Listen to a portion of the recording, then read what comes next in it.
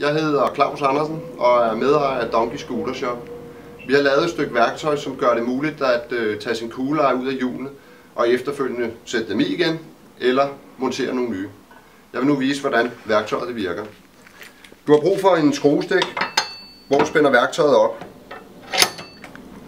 Så sidder der en tap herude for enden, som du sætter dit hjul ind over. Sådan der.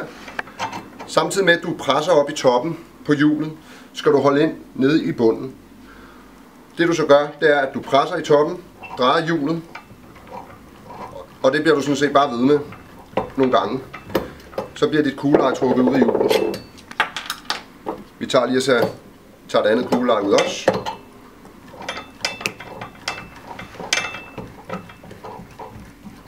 Sådan der. Så er der mulighed for i den anden ende at sætte nye kuglelejer i, eller montere din gamle, hvis du bare har renset dem, eller på anden måde har lyst til at tage dem ud. Og det du gør, det er, at der sidder 2 plastikskiver. Du lader den ene sidde. Så sætter du dit kugleleje, din spacer og selve hjulet. Det sidste kugleleje, gummiskive, plastikskive. Og så til sidst møtrikken. Det bedste du kan bruge, det er en skraldenøgle, sådan en som den her.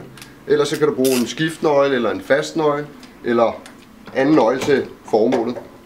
Så gør du simpelthen bare det, at du spænder det ind.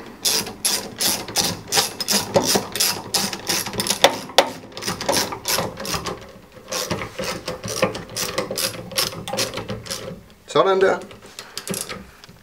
Og så skruer du det bare ud igen.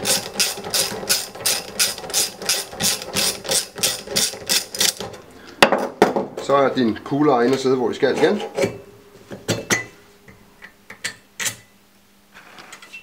Og så en god idé er at sætte skiven og møtrikken på igen, så det hele bliver samlet.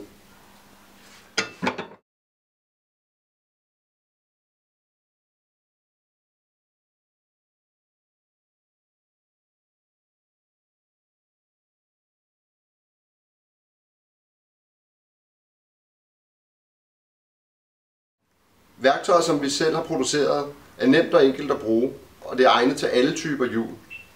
Du kan købe det i vores forretning, Donkey Scooter Shop, på Roskildevej 46, 2000 Frederiksberg, og det koster 199 kroner. Tak fordi du kiggede med.